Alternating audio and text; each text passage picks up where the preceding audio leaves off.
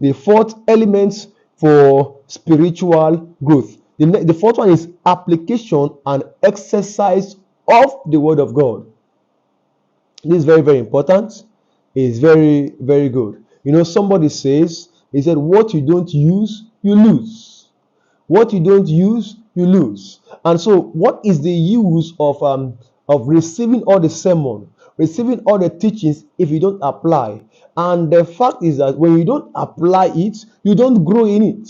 So the fourth element that makes for spiritual growth is what? Application and exercise of the word of God. See it now in Hebrews chapter 5 at verse 14. Hebrews 5 verse 14. You will see it there now.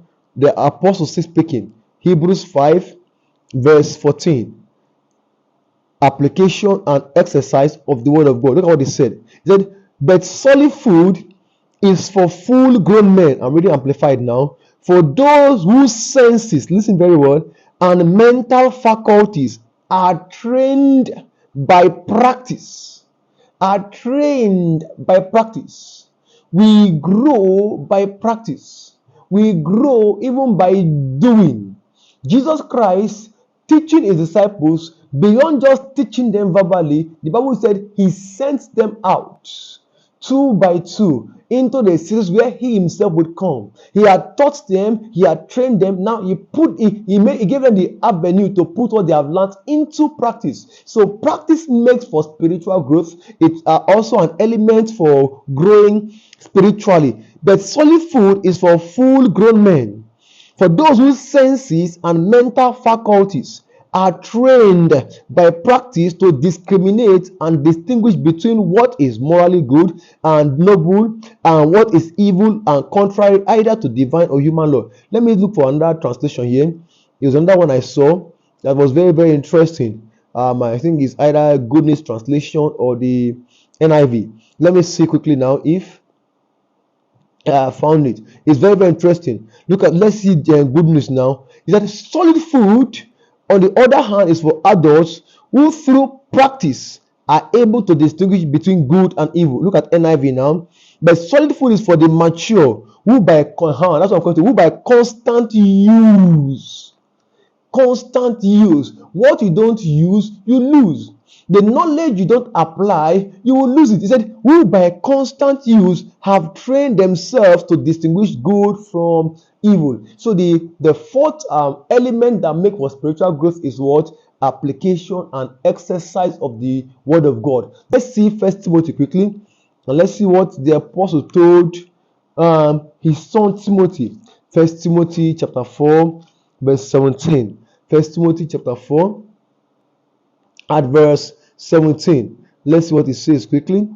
It says in chapter 4 of 1 Timothy at verse 7, rather verse 7 or 17, verse 7. It says, but refuse profane and old wives' fables, and exercise thyself rather unto godliness.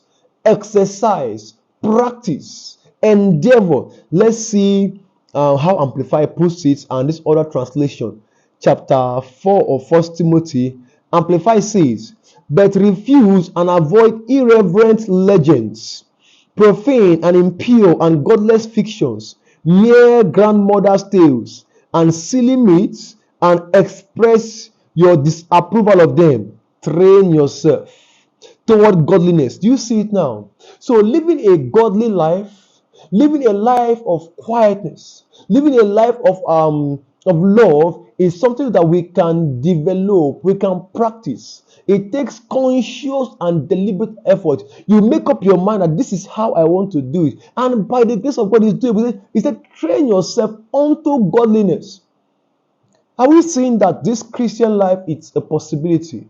It's possible to live a righteous life, to live a life void of offense toward God and toward man. But we must be conscious of it and then be willing to endeavor, train ourselves. Practice is by practice. Train yourself on toward godliness, piety, keeping yourself spiritually fit. Let's see good news now. But keep away from those godless legends which are not worth telling. Keep yourself in training for a godly life. Keep yourself. Let's see NIV. Have nothing to do with godless myths and old wives' tales. Rather, train yourself to be what? God. So we see that application and exercise or constant use or practice is an element for spiritual growth.